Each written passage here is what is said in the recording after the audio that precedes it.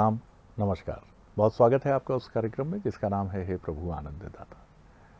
इस नंबर पर अपने विचार, सुझाव, प्रतिक्रियाएं हमें ज़रूर भेजें, क्योंकि कई प्रश्न, कई द्वंद्व, कई दुविधाएं, कई सनातन परंपरा से जुड़े हुए संदेह तो मैं नहीं कहूँगा, लेकिन संदेह भी हो सकते हैं। प्रश्न, आपकी मान्यता, उसका सनातन परंपरा से जुड़ाव, ईश्वर से जुड़ाव, तो ये बड़ा एक ऐसा एकाक का दरिया है और तैर के जाना है, क्योंकि ईश्वर की अनुभूति को अनुभव करने का जो एक दुर्लभ सुख है वो बहुत विरलों को प्राप्त होता है। हम में से अधिकांश लोग एक ही कश्ती के हम सफ़र हैं।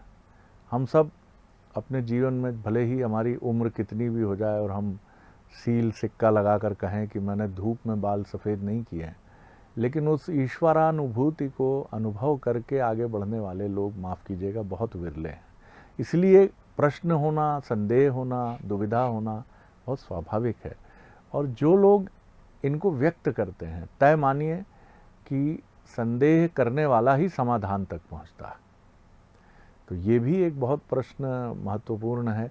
आप अनेक योगी सन्यासियों के जीवन गाथा को देखेंगे तो वो मूल रूप से संदेह ही रहे हैं। वाल्मीकि की आप बात कर लीजिए, विवेकानंद जी की आप बात कर लीजिए, या और भी आप गौतम बुद्ध को देख लीजिए। उनका तो जीवन को उनके पिता ने भौतिकतावाद को ही समर्पित कर दिया था। खैर, इस पर भी कभी चर्चा करेंगे। आज हम जिस विषय पर बात करेंगे अपने विद्वान वक्ता के साथ, समझेंगे जिस विषय को, बहुत ही आकर्षक है। आसक्ति एक ऐसा शब्द है, यानी किसी भी चीज़ से, वस्तु से, मिष्ठान से, धन से, प्रसिद्धि से, यश से एक ऐसा लगाव, एक ऐसा प्रेम जिसका कोई मैच ही नहीं है। इसके बिना मैं नहीं रह सकता था। भले ही आप ऊपर से कहें कि नहीं नहीं कोई फ़र्क नहीं पड़ता, कोई धन में मेरी रुचि कभी नहीं रही, ये तो खुद ही मेरा पीछा नहीं छोड़ता। कुछ लोग इसी तरह से और शेखी बघारने में पीछे नहीं छूटते कि मैं तो बड़ा लोकप्रिय हूँ साहब, मैं समाज में बड़ा लोकप्रिय हूँ। पुरुष हों, महिलाएं हों, बच्चे हों, नाते रिश्तेदार हों, हर तरफ मेरी लोकप्रियता निर्विवाद है।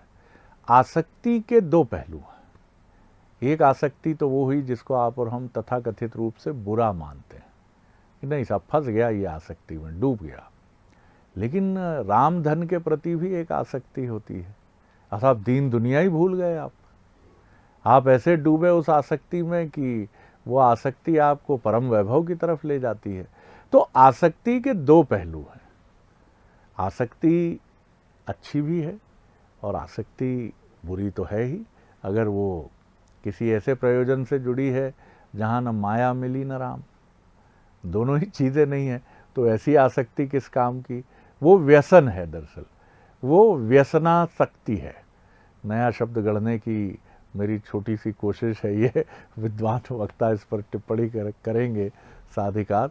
लेकिन व्यसनों के प्रति जो आसक्ति है वो तो आपको चुनौतियों की तरफ ही ले जाएगी और संकट में डालेगी। लेकिन रामधन और अच्छी आदतों की जो आसक्ति है वो तो उन्नयन और उत्कर्ष की तरफ ही ले जाती है। तो आज इसी विषय को समझेंगे कि बड़ा दिलचस्प है कि आसक्ति अच्छी भी, आसक्ति बुरी भी, ये बड़ा दिलचस्प है।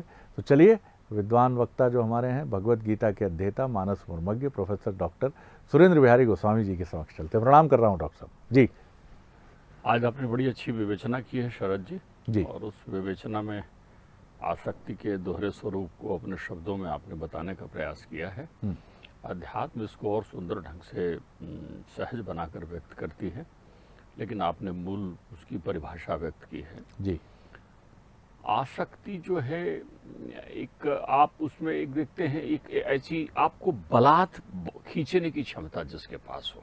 अब इसमें दो पद्धति हो गई। एक वो पद्धति जिसके प्रति आप खींचे चले जाते हैं, और दूसरी पद्धति जो आपको खींच लेती है।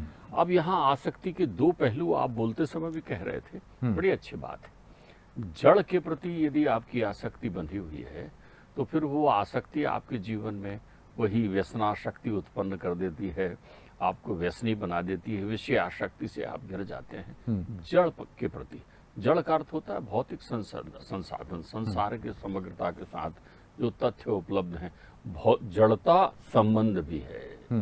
संबंध चेतन नहीं है, ध्यान रखिएगा। अरे संबंध बड़ी जड़ता बड़ी है। जबरदस्त बात कह रहे हैं। बहुत सारे लोग संबंधों को चेतन मानते हैं। जिससे संबंध है वो चेतन है, जिससे संबंध है वो चेतन है, लेकिन जो आपने उसके साथ अपने आप को बांध रखा है वो जड़ता है। क्योंकि जड़ता इसलिए कि आप जानते हैं कि वो छूट जाना है। तो जिन जिन पदार्थों के प्रति आपका मन बंधा बहुत हुआ सुंदर है वो छूट जाना है। जी, जी। तो इसलिए वो जड़ता की प्रक्रिया है, क्या सारे बात जड़ हैं। वाह। तो जब भी आसक्ति जड़ की तरफ आकर्षित होती है तो वो आसक्ति नकारात्मक होती है। वो आपको माया मोह के पाश में बांध के रख देती है और आपका जीवन वृथा गता तस्य मनुष्य जीवनम हो जाता है। फिर आप व्यर्थ अपना समय गुजारते रहते हैं। लेकिन यही आसक्ति यदि चेतन के प्रति हो जाए, चेतन के प्रति हो जाए, तो वो भक्ति बन जाती है। वाह। ध्यान रखिएगा, जब भी जड़ता के संदर्भ में होगी तो वो आपको बांध लेगा, बद्ध हो जाएगा आपके लिए। लेकिन जैसे ही ये को आसी घोरो विषया विरक्ति, को आसी बद्धो विषया विरक्ति, तो जो बंधन वहां पर है, जो विषया शक्ति में वो बंधा हुआ है और जो विषयों से हट गया है वो विरक्त हो गया। लेकिन हट जाना पर्याप्त नहीं है। इसका एक बड़ा सुंदर उदाहरण मैं आपको बताऊं। जिस आसक्ति अमृत की तरह है, हम आसक्ति के महत्व को नहीं समझते। कई बार क्या हुआ, एक बार मुझे याद आता है कि किसी को कहा गया भैया हल्दी बड़ी कारगर दवा है। तो उन्होंने कहा हल्दी तो रोज मैं देखता था लेकिन कभी दवा के रूप में मैंने अनुभूत नहीं किया। वैसी आसक्ति बहुत बड़ी औषधि है, बड़े बड़े लोग मांगते हैं। भरत जी गंगा जी के पास से निकले तो जितना सत्कार गंगा जी ने प्रभु राम के नहीं किया था, उससे कहीं अधिक सत्कार गंगा जी ने जो है राम के भक्त का किया। हिलोरे लेके उठने लगी और प्रकट रूप में आ गई, भरत जी जैसी पार होने लगे। उन्हें लगा एक भक्त जा रहा है, उसका चरणामृत मैं भी ले लूं, मैं पावन हो जाऊंगी। तो गंगा जी ने उनसे कहा कि मैं क्या दूं। देखिए, भरत भी आसक्ति मांग रहे हैं, लेकिन जड़ से नहीं, चेतन से। भरत जी जानते हैं कि चेतन की सारी औषधियां, सारे अमृत निरर्थक हैं उस जड़ के, उस चेतन के सामने। भरत जी कहते हैं धर्म न अर्थ न काम रुचि और नहीं चाहूं निर्माण, कुछ नहीं चाहिए, धर्म अर्थ काम मुक्ति मुझे चाहिए ही नहीं। लेकिन बोले मान तो दो मैया, देने बैठी हो तो वरदान तो दे दो। जन्म जन्म रति राम पद, मेरा हर जितनी बार जन्म हो। अब उन्होंने दो चीजें मांग ली। वो मुक्त भी नहीं होना चाहते, वो कहते हैं मैं बार बार जन्म लूं और जितनी बार जन्म लूं मेरा ये चित्त, मेरा ये मन परमात्मा के चरणों में बंधा रहे, वहां मैं बिल्कुल हमेशा सदैव वो मेरे हृदय में रहे। अब आप देखिए, यहाँ पर वो बंध गए तो भक्त बन गए, भक्त बन गए तो आसक्ति के माध्यम से ही तो बंधे। अब देखिए, बंधी हुई गोपिकाएं। आपके इस प्रश्न का श्रेष्ठतम उत्तर, जब भी मैं भागवत सागर में स्नान करता हूँ तो पिताजी की ये पंक्तियाँ मुझे ऐसा लगता है कि मुझे वो भक्ति वाली आसक्ति प्रदान कर रही है और मैं समाधिस्थ होने का प्रयत्न करने लगता हूँ। पिताजी दो तथ्य का उदाहरण जो है गोपिकाओं के माध्यम से उद्धव जी को दे रहे हैं। संसार की सबसे बड़ी आसक्ति चेतन के प्रति यदि किसी के मन में है तो वो गोपिका के मन में है जी। चेतन का अर्थ होता है साक्षात परब्रह्म परमेश्वर, शरीर नहीं। जड़ता शरीर है, ये शरीर जड़ है। इस शरीर शरीर की जड़ता जिस चेतन के आने से बोलती है, बात करती है, देखती है, विचारती है, वो सब कुछ चेतन भीतर में है। तो गोपिकाओं ने शरीर छोड़ दिया और उस चेतन की आराधना शुरू की। उनके चेतन है परमानंद स्वरूप सच्चिदानंद कृष्ण। अब गोपिकाएं कितनी सुंदर बात कहती हैं। गोपिकाओं को उद्धव जी संसार की जड़ता वाली आसक्ति की उपमा देकर समझाते हैं कि देखिए, आप जो ये प्रेम करते हैं कन्हैया को, और आप सब सुध-बुध खोकर जो यमुना किनारे बैठकर यहाँ रास कर रही हैं, अकेले ही कोई कृष्ण बन गया है, कोई राधा बन गई है, अलग अलग लीलाओं का चित्रण कर रहे हैं, सुध-बुध खोकर बैठे हैं, इससे परब्रह्म परमेश्वर भगवान को बड़ी तकलीफ है। उन्होंने कहा, अच्छा भगवान को तकलीफ है? ये पहली बार हम सुन रहे हैं कि भगवान को हम जैसे भक्तों से तकलीफ हो रही हो। भगवान तो बोले तकलीफ इसलिए कि वो आपके प्रति प्रेम रखते हैं। बोले प्रेम नहीं, आसक्ति रखते हैं। बोले आसक्ति तो बुरी होती है, उद्धव जी ने कहा। उद्धव जी उदाहरण देने लगे कि मोर मरे घनसोर न थे। वो कहते हैं देखो, मोर नाचते नाचते पागल हो जाता है, पैर थक जाते हैं, भूख प्यास त्याग देता है और प्राण भी त्याग देता है, इससे मेघों को कोई फर्क नहीं पड़ता। मेघ बरसते नहीं हैं, मोर मरे घनसोर न थे। और मीन मरे बिछड़े जल संगी। बोले इतना मीन की आसक्ति रहती है जल से कि जल के बिना बेचारी एक क्षण भी नहीं जीती।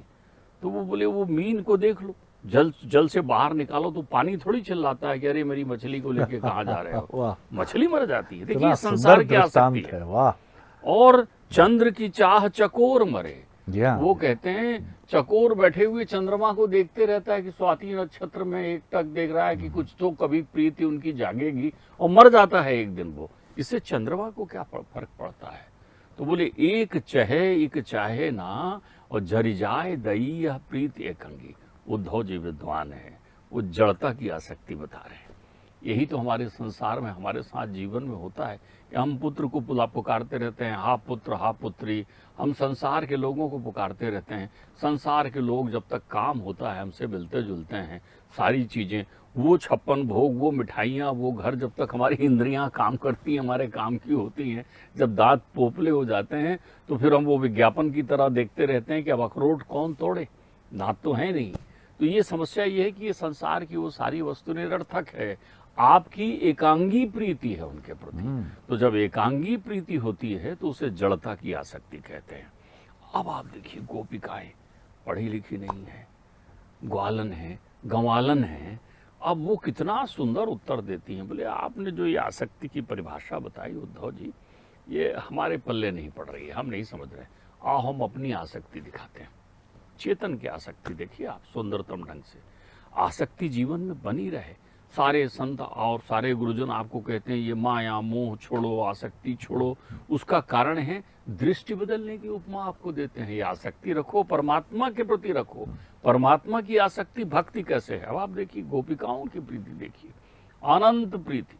संसार में प्रेम के जीवंत उदाहरण, जहाँ परमात्मा ने वर्ग चतुष्टय में प्रेम माधुर्य का रूप धारण किया है। परमात्मा प्रेमी वही है जहाँ रास है, रास वही है जहाँ गोपिकाएं हैं, गोपिकाएं वही हैं जिनके प्रत्येक इंद्रियों में परमात्मा अपनी वो आसक्ति भरते हैं जो जड़ के लिए नहीं, चेतन के लिए। तो आप देखो कितनी सुंदर उदाहरण देते हैं। वही उदाहरण दे रहे हैं।